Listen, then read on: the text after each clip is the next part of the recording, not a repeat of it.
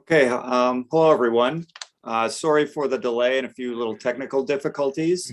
I'm very pleased to welcome you today. My name is Stephen Matijcio. I'm the Jane Dale Owen Director and Chief Curator of the Blaffer Art Museum at the University of Houston.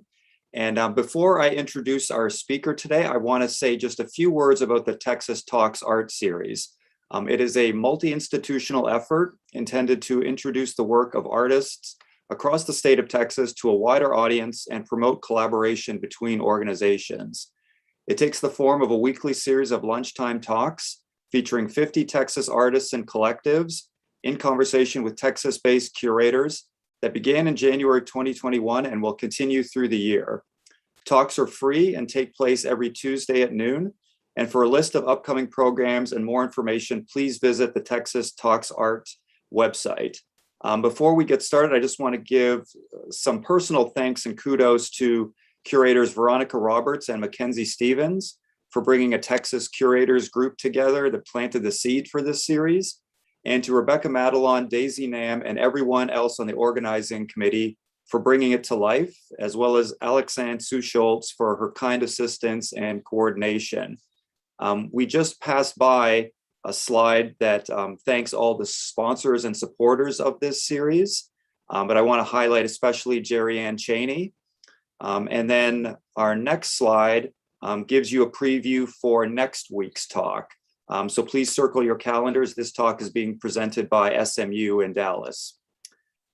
And now I want to turn to today's speaker. And I'm very, very pleased to be introducing Phillip Pyle II to you, a visual artist, graphic designer, photographer, and agitator based in Houston. Phillip's primary interests are race, humor, advertising, sports, and popular culture. He mines imagery from source material, including mass consumer culture, contemporary advertising, as well as historical imagery and hip hop. Phillip was one of the first artists in residence to be named by the city of Houston, and he contributed a work to the New Monuments for New Cities series presented by Highline New York and locally by the Buffalo Bayou Partnership. Phillip sits on the board at both Art League Houston and Project Row Houses, and with the latter, he recently curated a program in partnership with Aurora Picture Show titled El Dorado Nights. At the Blaffer, we have been very, very pleased to work with Phillip, and we commissioned him in June 2020 to create a long-form Instagram essay with fellow artist Jamal Cyrus titled If Not Now, When, that explored African-American protest, as well as the history, people, culture, and evolution of Third Ward Houston. We are currently working with Phillip on a forthcoming project that you will hear much more about in the coming months. But today we have the opportunity to look back at Phillip's work. And so I'm going to now hand it off to him to spearhead this presentation while I intervene intermittently with some questions. So Phillip, right. On to you. All right, cool. Thank you, Stephen. Hello, everyone. I guess the best way to go is just to get it started. This is my art. I wish I had like a band to play right at the beginning, but it's all good. I kind of put the art in sort of a chronological order. So kick it off here with Forgotten Struggle. This was a show that I did with Gregory Michael Carter. We basically were, at the time, it was like Texas history books were not being very factual, which continues till today. But this whole process was going through civil rights photos and essentially removing the signs to make it where like you wouldn't know necessarily what they were talking about or when they were. And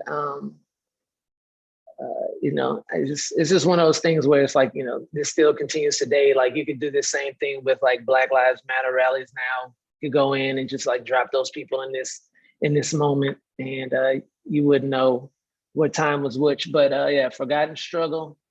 So this is like 2010, around that time. But just touching on, I guess like early on, like my interest in history, but also kind of distorting things, and, confusing folks in a way. Phillip, can I jump in quickly and just ask? Jump in.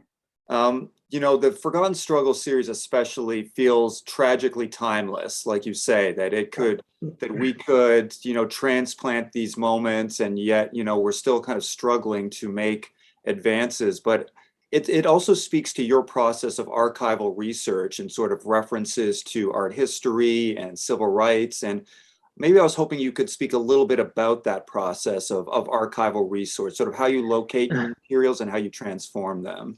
I mean, libraries are very key component in my art making.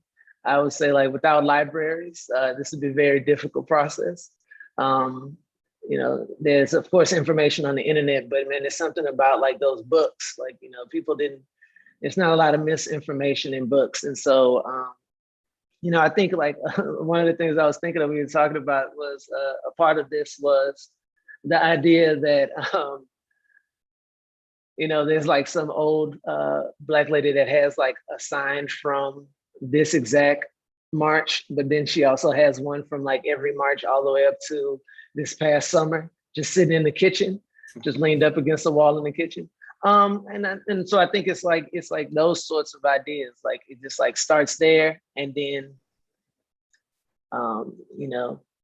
I think a lot of this too was just like how much I love Photoshop. So the little process turned into like cutting out all of these signs from images and avoiding the people, and then just doing that over and over, because I believe I did like 40 images for Forgotten Struggle. And we printed them out on newsprint. And the whole idea was just to like, it's just that way of fooling folks. I mean, I don't want to come across as like that's like the main part of the art is just to fool people, but it's definitely the fact that, we're being lied to, and I see the lie. And so then it's just like, well, I just play along with you and say, well, here's my lie to your lie. And then like the two lies meet, and then eventually one of those lies has to go away. And so hopefully it's the other, not mine, but Interesting. Okay. Well, maybe we can go to the next slide, and I have another, I'll follow up with another question, but I'll let you. Okay. Yes. So yes, this is Round 36 Project Row House. This is before, I want to say before Row House had themes, but this was like right before the themes got kicking in. Like this is like around before Ryan Dennis got there. And so I was basically left to like do whatever I wanted to do with the Row House. And, somehow, some way, copy.com printed out fake money for me with all my family members on it. And I was able to hand those out to everyone at the opening. And just the whole idea was, I had recently, like right when I got this Row House, my house was robbed. And so I want to say like a lot of the the work that went into this show got kind of like switched up and just in terms of being robbed. And so I just basically wanted to make a row house where, I just put in things to see how the neighborhood would react to certain things. So I put this gun safe, and I had like a bunch of toy guns in there and a bunch of the money. But then I also had like books and a bunch of, real money in the books kind of thing. I mean, it was very tongue in cheek. I definitely was like, my feelings at the time were a little, I was a little hurt by the neighborhood in that moment. So it just was like, it came out, I say a little bit in this round, but I gave Jesus a Jesus piece. The little cherub angel in the back has a headband on, an NBA headband. That show also has in the background there, you can see Slick Lincoln. I like combined like Slick Rick and Abraham Lincoln. And then underneath the Jesus piece was, that's Earl the Pearl Monroe, Black Jesus. So I put like Black Jesus underneath white Jesus. And then the TVs in the back are playing like just kind of like this mix of all kind of different media that was just like found on the internet, and that was put together by one of my other collaborators, Marius Duhan, who you give him a bunch of image like video files, he can chop them together really fast for you if need be. But we've collaborated on numerous things. But So yeah, go, Stephen. You can go with your question. I wanted to ask, you have obviously, and this will sort of become even more clear as we walk through more of your work, but you have this innate sense of humor that sort of circulates in your work, but it's a humor that can be provocative at times, it can be disarming, it can be incisive. And I wanted to ask, how do you best employ this strategy of humor? Because I think it can be a very welcoming one and get someone in, but it's like, how do you best employ it sort of within the realm of your work? Yeah, I think it comes just from like an improv kind of sketch world of like that sort of like, your Saturday Night Live, your In Living Color. And then just like how, in a way, it's kind of like, how do you make artwork like an improv, but like a 2D thing. And so yeah, it for this whole round is like I just like laid all of this out in Photoshop and gave this to Row House, not necessarily thinking that they would actually give me a house to do this all in, but yeah, it's just I was just like, I wanted to put my family on the money. I was just like thinking about like, who were the important people to me? And it was just like, all of my grandparents. And so then, I think a lot of it just comes from just that initial idea. And then it turns into like, the ball starts rolling from that initial idea. So it's like, can I put my family on the money? Oh, I did. All right. So what am I going to do with all this money? Yeah. It'd be cool to hand out this money. I wonder if I could hand it out at Project Row House, and then, and then, yeah, ultimately I get it. And then ultimately the corner stores got my money taped up to the glass, telling people not to try to spend this money at the corner store. Great. Okay. Thank you. Maybe let's we can move to the next slide. Oh yeah, stacks. Yeah. So this was a show that Robert Pruitt put together. He had Nathaniel Donay, Jamal Cyrus, Autumn Knight, and Makina Tapscott, and we all basically the show started with it was a huge wood chipper that was brought into Art League, and we had all of these items that we put into the wood chipper, and that like velvet rope is like the remains of all of the things that were in the wood chipper. I mean, it was like velvet suits. I put Jordans in there. We put like all kind of like combs and brushes. We had the community give us certain things. And at the time I was making these like one word image things like trap and thug life. Another one says like crack. And so that was like one whole wall. The other side was like playing on the same idea of us putting things in the wood chipper. I went through different images and would cut out like the Black people from images and just leave the wood chip remains, like all of the remains from the wood chipper. And so you see the fist in the air, the Olympic protest, but then also just randomly during this whole process of trying to come up with something for this show, I made these Air Jemima, Nike Air Jemima. It was like basically supposed to be like Air Jemimas, like if Air Jordan and Jemima and Jemima made some sneakers for Nike, but they came with these pancakes. And what was funny was Jenny Ash at Art League actually put those inside of the glass container and left them in the lobby until it got like super gross, like moldy in there, to the point where she just had to like throw that whole thing in the garbage. But it was just pretty cool that it got to live like that afterwards. Phil, can I ask, this, you kind of circulate within this realm of design language, which is typically one of immediacy and economy. Like you need to make an impact or an impression quickly in that realm of visual culture, and especially kind of advertising, marketing, social media. Yeah. But your work obviously collects these multiple layers of research and politics and suggestion. And so how do you go about kind of reorganizing the dialect of design language to sort of implement and embed your message, but still kind of circulate in that realm? I mean, I think it's all about just what I want to see. you know, and I think a large part of it is just like, you know, just thinking of things that I would enjoy seeing if I went in a museum or in some sort of art show, and then just like creating those things. I mean, and I will also point out a lot of times art shows and things I'm making in the moment have a lot to do with, you know, of course, personal lives. And so at this time, I'm working loss prevention at Walmart, you know, so that has to do with a lot of just everything that was going on with this show. The show was called Black Friday.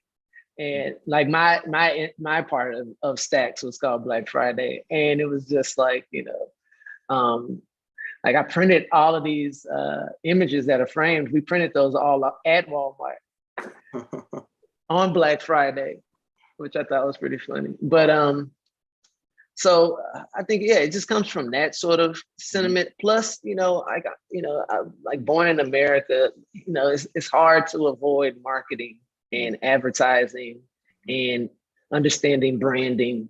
And I'm definitely a branding horror person. Like, you know, it's like I know all of the brands, I know all of their style guidelines and all that kind of crap. And so it's just like even just creating these Air Jemimas, like, you know, I had to put the exact you know, label on the side, just how it would be on some Jordans and that sort of thing.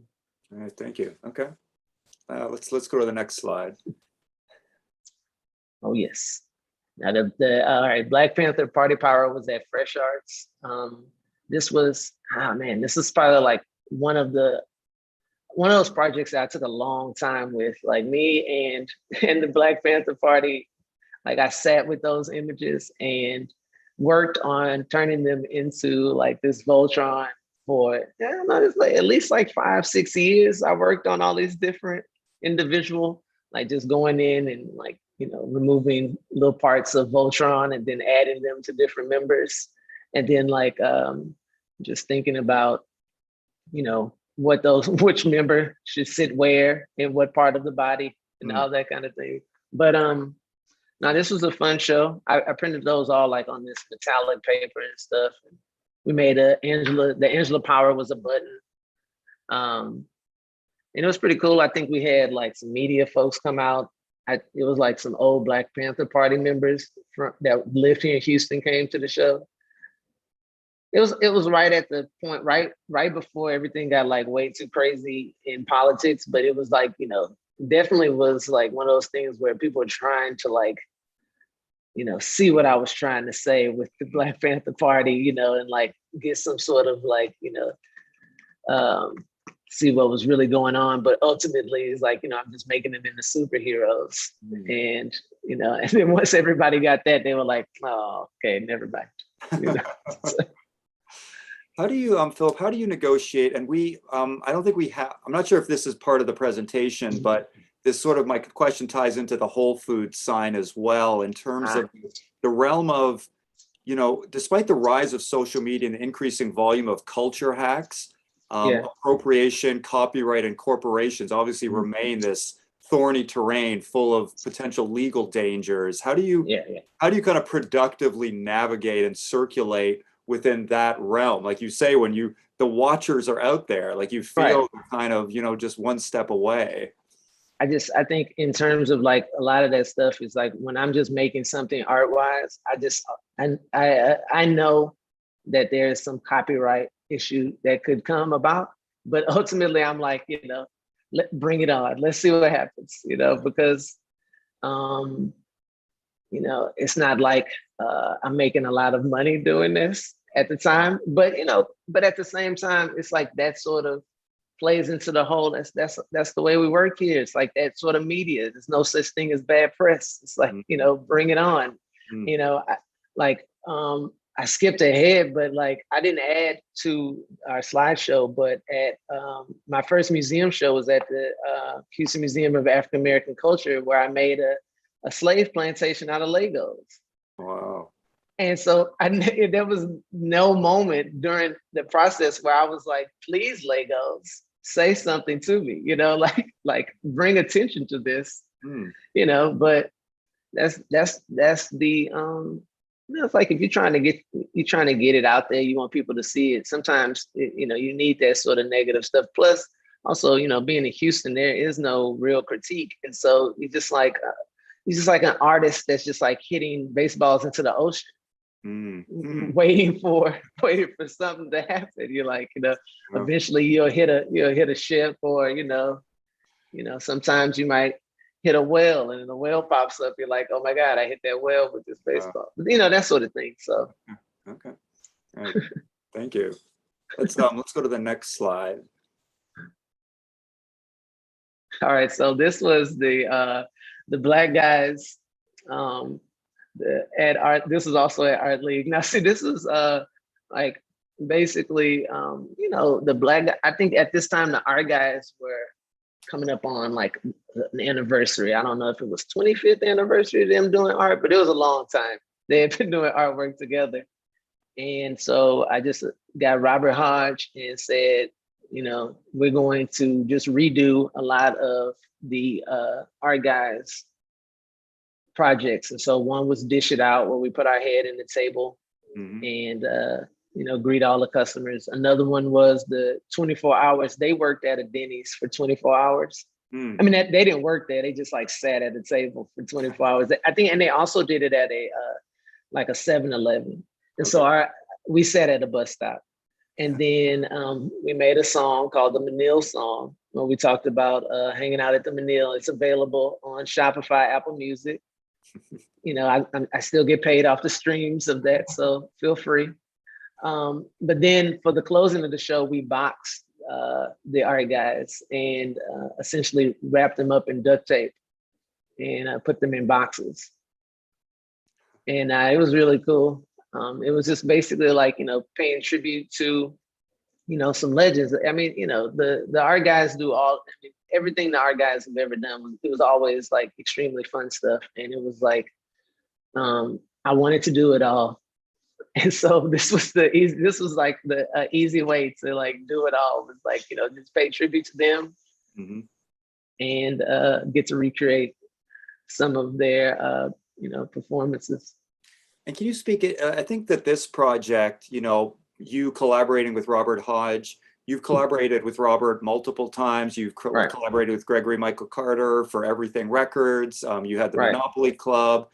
Collaboration has certainly been a model that, you've participated in and amplified throughout. You've compared it to Wu-Tang Clan at times. For sure. Right. I mean, it's just, we all, we all grew up on like, blocks away from each other. It's just like we were always doing things as a group like that. It would be like from like forming a band. We had a band called the fucking Transmissions that played in Houston, that sort of thing. We had, multiple public access shows, had t-shirt shops in King's Flea Market. It was just, and so when it came to making art, it was just like you already had all of these people around you that had different skill sets, and so it's just like it didn't make any sense to like not bring them in to work on these sort of ideas or these sort of projects.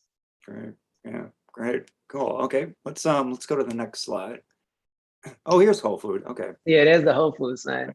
Well, all right, we'll start on the left is Nice and Nicest. They so back the Manils was having a show called Nice by artist Luke Toymans. And I believe this was like one of the first shows that they decided to like advertise in a way where they made these banners. And this was this park at the bottom, the pre-park, it's not there anymore in Third Ward, but it's right off of Emancipation and Holman. And they put this nice billboard in the park. And so right across the street was Delia's Lounge, where I was in studio on Project Row House's campus. And I would just see this nice, like, a couple days. And I was just thinking to myself, like, who is the Manil putting this banner, this up for? I was like, mainly because no one in the neighborhood is going to know that this has anything to do with the Manil without it having any sort of like text on it, anything else. So I just basically made the nicest and put Tupac on it. And, but ultimately, at the time too, I was real big on sending press releases to Glass Tire. So I sent like a press release that this happened, and it was like a thing that they needed to cover. And it ultimately led to Luke Toyman's trading. We traded banners. Wow. And so he took the Tupac and he let me have his banner. So I thought that was pretty cool. But and then the Whole Foods banner is essentially the same thing, right outside the studio. You know, desperate for groceries in the neighborhood. And I was just like, you know, starving for a tomato. I was like, man, what would I give to just be able to buy a tomato right now? Like that kind of feeling. And I'm not even that big of a vegetable person. And so yeah, coming soon, Whole Foods, and it got put up on the corner of Holman and Emancipation, and it was gone within 24 hours. City came and got rid of that. But yeah, no, it was just, you know, a large part of that is just being on Project Row House's campus and being around that sort of energy. It's kind of hard to just be up there and not like find yourself like trying to impact the neighborhood in some sort of artistic way, like constantly. Yeah, because that was going to be my question. I don't think you highlighted Beauty Box in this presentation, but Right. you know, with that in combination with El Dorado Nights, much of your work does have this public art component that, you know, it's meant to provoke, incite, reflect, and recalibrate one's understanding of, you know, that public arena. I'm just curious how, like, what your strategies were, how it changes, you know, when you're working within a museum versus venturing out into the neighborhood. It's just the neighborhood just presents like a much more like wild kind of version because you don't know what's going to happen. You also are responsible for putting it up and maintaining it and that sort of thing. It's not like in this safe space, but it does have like a way more like just the people that see it and the way that they see it and the way that they interact is just much more like a natural kind of thing to it. And you know, it's definitely exciting to have that sort of thing. It's almost, it's like definitely have like a love for vandalism, but not to the extent of like spray painting. Like I respect spray painting, but to me it's just like I want to do something else along those lines. But I think it's just like you just bring the museum outside, you know, and there's nothing wrong with that. Very interesting. Okay, let's go to the next slide. And I just want to let everyone know, I know we're running a little bit over time. We got started a little bit late, but we're just going to wrap up the presentation and then we'll open it up for a little bit of Q&A. But yeah, I want to let Phillip speak about these recent works. And yeah, this page is just like a big cluster of everything. You got the Pentecost flag in the back. I put the my Underground Railroad rug right there. You got the broken obelisk elbows. That newspaper box is outside of the row house's offices right now. Displays the game the right way is like basketball art. That's Indianapolis in the background, and it's just basically a play on different things basketball players code for the smart basketball players. And then the logo for Jack and Phil of America, that's me and Jack Massing. Working together there, hand in hand under the sun. But so yeah, it's just a lot going on this page. I didn't know what to do on the last page, but I was just like, throw everything on there. Well, Phillip, it does, like, my last question is kind of I feel like you kind of gather this inventory of resources and influences, you know, and you just kind of animate them and you know, activate them in various concentrations and clusters. But maybe speak a little bit about the way that Third Ward, that Houston, that Texas have kind of influenced your approach, your strategy, and your practice. Well, I mean, the neighborhood, it's just such a fun neighborhood. You know, it's one of the only Black neighborhoods that has a university in it, HBCU, but then we also, like, you know, right across the street have, you know, University of Houston. So it's just like that, coupled with all of the different other elements from the neighborhood, from Shape Community Center to Blue Triangle, Emancipation Park. It's just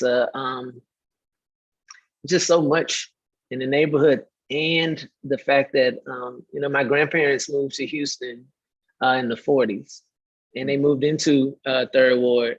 And so, like, you know, you hear stories about like how, you know, at the time Dowling was with businesses and that sort of thing. And then my grandfather, and I was fortunate enough that he did a lot of filming of the neighborhood at that time.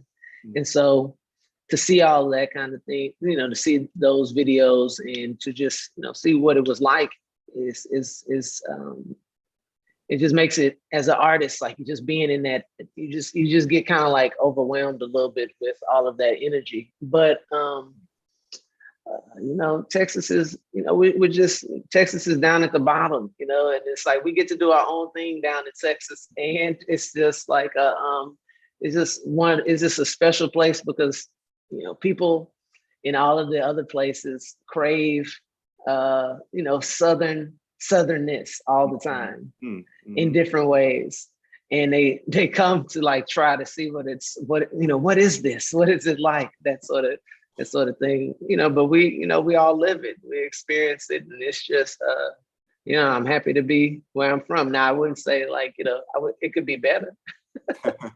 Definitely could be better, but I'm cool with where I was born, St. Joseph's Hospital, you know. It's all good. And this kind of leads into the question that all Texas Talks art series features is, would you like to highlight a particular artist from Texas or a work in a Texas collection that's been influential for you? Well, like, look, I'm gonna just do like every artist should do that's from Houston, from Texas. You highlight John Biggers because John Biggers is what got all of this going. Okay. You know, Third Ward could be a mining town if not for John Biggers. All right, we all be digging for oil in Third Ward. All right, so good. Okay, shout him out. Shout out Carol Sims as well. Yeah.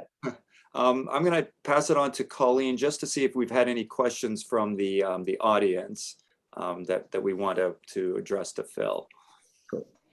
I'm looking through the chat and I do not see lots of words of praise and shout outs.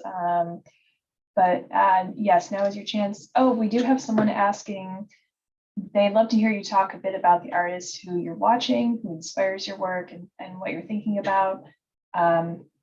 And curious what you are working on right now. Well, I would say artists that inspired would be, I mean, I love Fred Wilson. I love, and now you put me on the spot about inspired folks, but I mean, let's just say Fred. We're gonna leave it at Fred, and you know, no, I definitely like my friends. My children are very inspiring. My oldest makes a lot of cool stuff.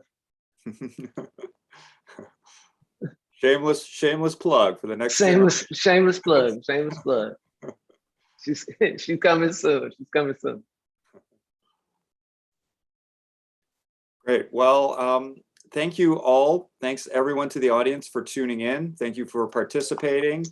Thank you so much, Phillip, for this presentation today, for running us through some of the many works that you've presented and produced. And we are just so looking forward to working with Phillip. Please keep your eyes peeled. More information on that coming up in the future. But for now, thank you again for joining us. Please continue to tune in to Texas Talks Art and support artists that are doing great things here in this state.